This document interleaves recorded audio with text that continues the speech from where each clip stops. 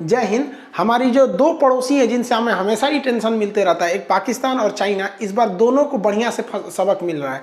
देखिए, भारतीय प्रधानमंत्री नरेंद्र मोदी ने भूटान से वादा किया कि भूटान के बने हुए सैटेलाइट को इसरो क्या करेगी, अंतरिक्ष में लॉन्च करेगी, क्योंकि इसरो के पास दुनिया के सबसे सस्ते और विश्वसनीय रॉकेट है जिससे वो सैटेलाइट को लॉन्च कर सकती है। बहुत से देश सैटेलाइट बना लेते हैं, सैटेलाइट बनाना बड़ी बात नहीं होती है, लेकिन उसे लॉन्च करने के लिए रॉकेट जरूरी होता है। हमारा भी आर्यभट्ट सैटेलाइट बन गया था, बट हमने उसे रूस से लॉन्च करवाया था। उसी तरह हम भूटान का रॉकेट लॉन्च कर रहे हैं, तो भूटान के रॉकेट को इसरो लॉन्च कर देगा। इससे फायदा क्या होगा कि ये रॉकेट को डायरेक्टली फोकस किया जाएगा भूटान के पास में।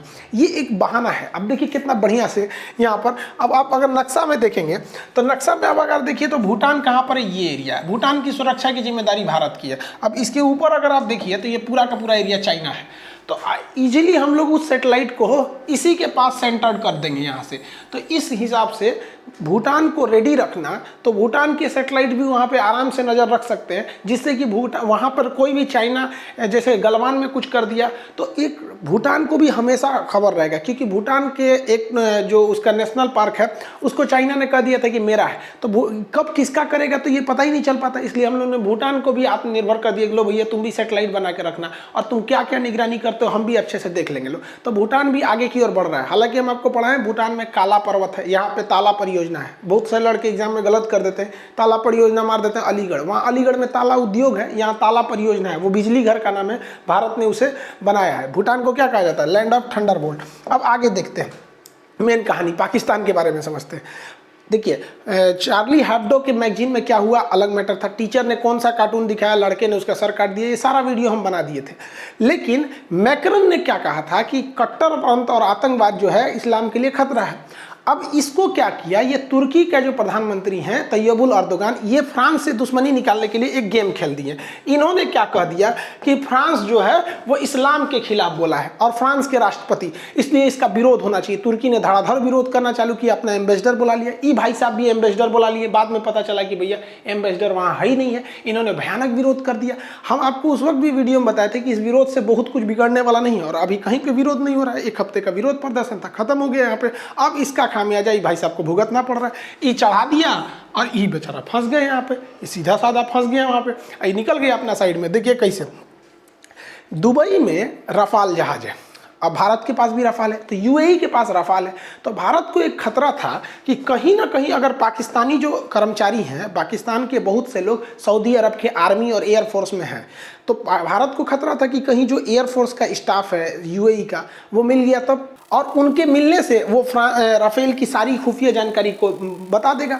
अब भारत के लिए ये चिंता का विषय ज़रूरी भी था। तो भारतीय प्रधानमंत्री ने यूएई से बात कहा कि भैया देखिए ऐसा नहीं होना चाहिए, राफेल की जानकारी आप उन फौजियों को मत दीजिए जो बेसिकली पाकिस्तान के, आप अपने फौजियों को दीजिए। तो यूएई ने कहा कि हाँ हाँ ठीक है, इकाई उतना टेंशन लेगा, और रियल की बात है, दूसरे देश का टेंशन हम क्या लेंगे। तो भारत ने फ्रांस से कह दिया कि देखिए हमारा राफेल, एक काम करते, देखिए हम भारत वाले बहुत बड़ा बाजार है, कुछ भी खरीदते हैं तो होलसेल में, अगर राफेल बेचना है तो दुबई में आपका राफेल है ना, वो वहाँ बोल दीजिए को पाकिस्तानी नहीं जाए, नहीं तो जो आ रहा है ना राफेल कैंसिल कर देंगे ऑर्डर यहाँ पे तुरंत। फ्रांस तुरंत दुबई फ़ोन किया यूएई को कहा कि जो हमारा जो एयरबेस है जहाँ रफाल खड़ा है वहाँ आसपास भी कोई पाकिस्तानी नहीं रहना चाहिए, वहाँ जितने पाकिस्तानियों की ड्यूटी थी भगा दिया गया, भागो यहाँ से सिचुएशन है तो लीक कर देगा। और वैसे भी फ्रांस के ही एटॉमिक पावर को लीक करके यहाँ पर पाकिस्तान ने अपना एटॉमिक पावर को बनाया था, इसलिए फ्रांस तो पहले ही पाकिस्तान से खपा हुआ है और इधर इन्होंने उनका विरोध किया था। अब उनको बढ़िया से सिमटा रहा है वो। अब की बार जो पाकिस्तान है पूरी बुरी तरह से फंस गया है। क्यों?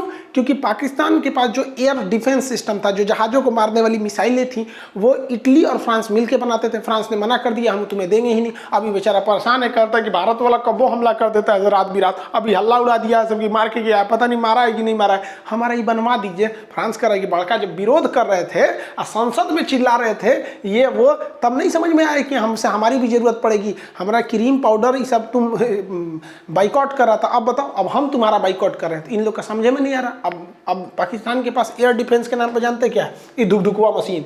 हमारा जो एयरफोर्स जाएगा ना, अरे उस समय हमारा सबसे पुराना जहाज गया था MiG-21, अब तो जाएगा राफेल एकदम तक, तो मारना इसे दुक दुक दुक दुक। कुछ दिन में हम लोग दिवाली में इसी को जलाएंगे लोग। खैर पाकिस्तान को अगर ज़रूरत है तो हमारे यहाँ दिवाली में बहुते पटाखा बचा है, लेके जा सकता है यहाँ पर। अब पाकिस्तान को समझ में आ रहा है, और अब तो और ख़तरा है किस बात का, कि पाकिस्तान के पास जो सबसे ज़्यादा जहाज़ों का बेड़ा था वो मिराज जहाज़ों का था, और ये मिराज जहाज़ फ्रांस से खरीद के आए थे।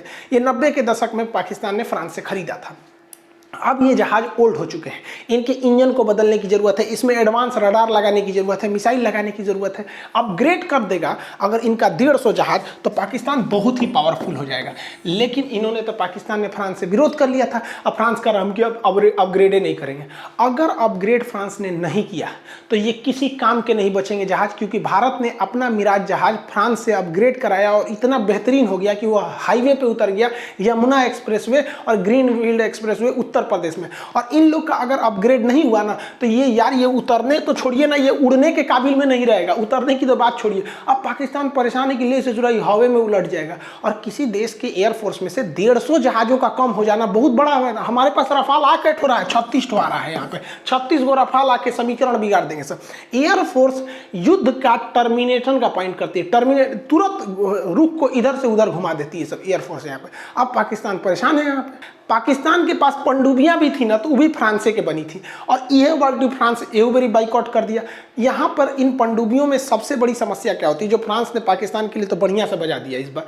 पनडुब्बियों की एक समस्या क्या होती है, पनडुब्बी पानी के अंदर चलती है, अब पानी के अंदर चलने के लिए इनको साइलेंटली चलना पड़ता है, ये पानी के अंदर चली जाती है सर। अब इनके जो पीछे प्रोपेलर होता है ना, ये पंखी, इसको नचाना रहता है तभी तो चलेगी ये प्रोपेलर। तो इस प्रोपेलर को नचाने के लिए इसके अंदर बैटरी लगी होती है, और यही चलती है तो पनडुब्बी आराम से चलती है यहाँ पर, और अंदर से बैटरी से चार्ज होती है। अब आपको लगता होगा कि इतना बैटरी कितना बड़ा होगा, तो आप अपने घरे द्वार का बैटरी देखे होंगे, खूब से खूब इन्वर्टर देखे होंगे, लेकिन पनडुब्बी की जो बैटरी होता है ससुरा, बैटरी रूम होता है। देखिए ये पूरा कमरा होता है बैटरी बराबर, या इससे वहाँ पे, मतलब समझ जाइए ना कि आपके 3-4 गो पटीदार लोग का जितना घर होता है ना, उतना उसमें बैटरी लगी होती है। बाकायदा बैटरी रूम होता है, ये एरिया पूरा बैटरी का, ये एरिया पूरा बैटरी का। और इस बैटरी को चार्ज कर दिया जाता है ना, तो पनडुब्बी चलती रहती है पानी के नीचे, और 3 दिन तक चल सकती हैं। इस बैटरी की क्षमता इतनी होती है कि एक अच्छे खासे सिटी, शहर को चला सकते हैं। सोचिए अगर पूरे शहर को चलाना है तो कितनी बैटरी की जरूरत पड़ी, उतना इनके पास क्षमता होती है, इतनी बड़ी बैटरी होती है। लेकिन ये कोई भी बैटरी ज़्यादा दिन चार्ज नहीं होती है, ये भी एकदम हाई क्वालिटी की होती है, लेकिन 3 दिन ही चार्ज हो सकती है। 3रे दिन के बाद इसे चार्ज करना पड़ता है। अब चार्ज करने के लिए हमको जनरेटर चलाना पड़ता है। जनरेटर की सबसे बड़ी खराबी क्या होती है कि जनरेटर धुआं छोड़ता है। तो चलिए पानी के अंदर है, इसका धुआं छोड़ देंगे तो बुलबुला बन के निकल जाएगा, लेकिन जनरेटर को चलने के लिए एयर चाहिए। अब देखते हुए जनरेटर कभी कभी ज़्यादा एयर ले लेगा या फंस जाएगा तो चलेगा ही नहीं, तो एयर कैसे आएगा।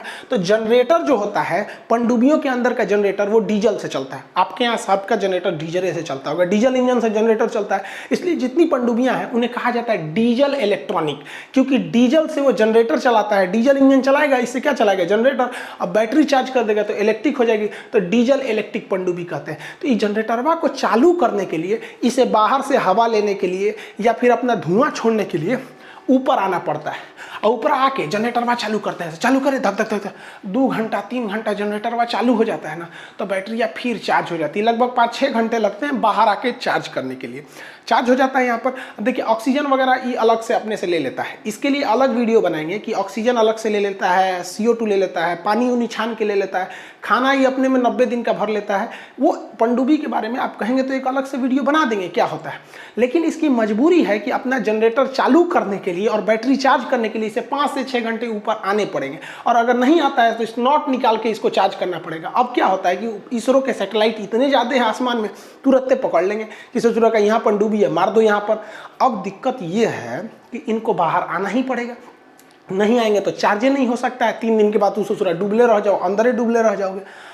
अब इसके लिए एक नई टेक्नोलॉजी आती है जो बिना बाहर निकले बैटरी को चार्ज कर सकती है। उसे कहते हैं air independence propulsion system, AIP system कहते हैं। ये AIP सिस्टम होता है, ये डीजल के अंदर ही, पनडुब्बी के अंदर एक सेक्शन होता है, उसको फिट कर दिया जाता है। पनडुब्बी में लगभग 100 कर्मचारी के आसपास रहते हैं लोग। ये लोग जब टॉयलेट जाते हैं तो इनके टॉयलेट बाथरूम जो बायो प्रोजेक्ट रहता है ख़राब हो जाता है, तो उससे हम लोग एक बायो टॉयलेट बनाते हैं जिससे बिजली बनती है। तो अभी तक जो टेक्नोलॉजी है ट्रेनों वगैरह में लगाया जाता है बायो टॉयलेट, उसमें क्या है कि वहाँ टॉयलेट भी लोग ज़्यादा जाते हैं और बिजली भी कम बनता है, 2-3 गो तो बत्तिये जलता है। क्या बायो टॉयलेट से ट्रेनवा चला देंगे? नहीं ना, ट्रेन से ज़्यादा हैवी इंजन होता है पनडुब्बी का।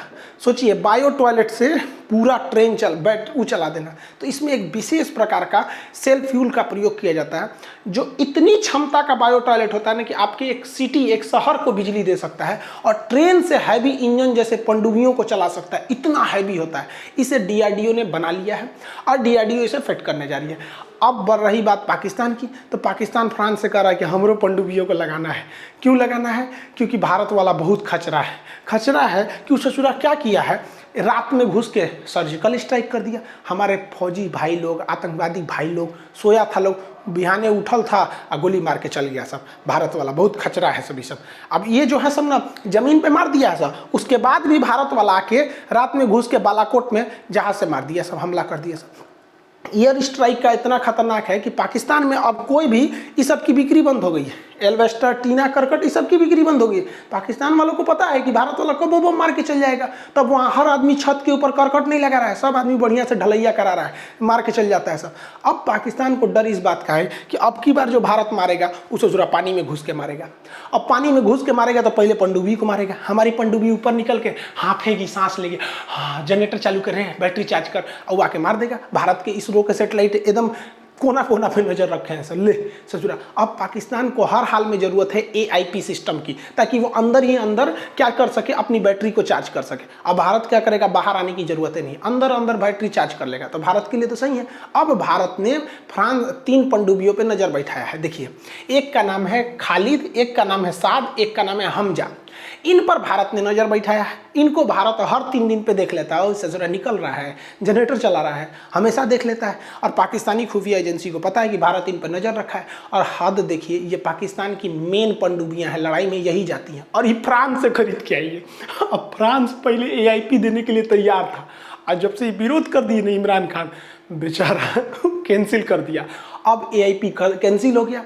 अब इन तीनों पनडुब्बियों का हाल वही होगा जो PNS गाजी का हुआ था। और PNS गाजी का हाल क्या हुआ था ये सब जानते हैं, और हम वीडियो तो बनाए ही हैं 1971 वाले पे कि PNS गाजी का क्या हुआ था। आप सबको पता है कि PNS गाजी का हुआ क्या था। वही अब इन 3 लोग का होने वाला है, क्योंकि फ्रांस ने कह दिया है कि तू हमारे प्रधानमंत्री का विरोध करेगा तुर्की के चढ़ैला पे, जो हम नहीं बोले हैं तुम हमको उसके लिए कहेगा कि तुमने ऐसा बोल दिया।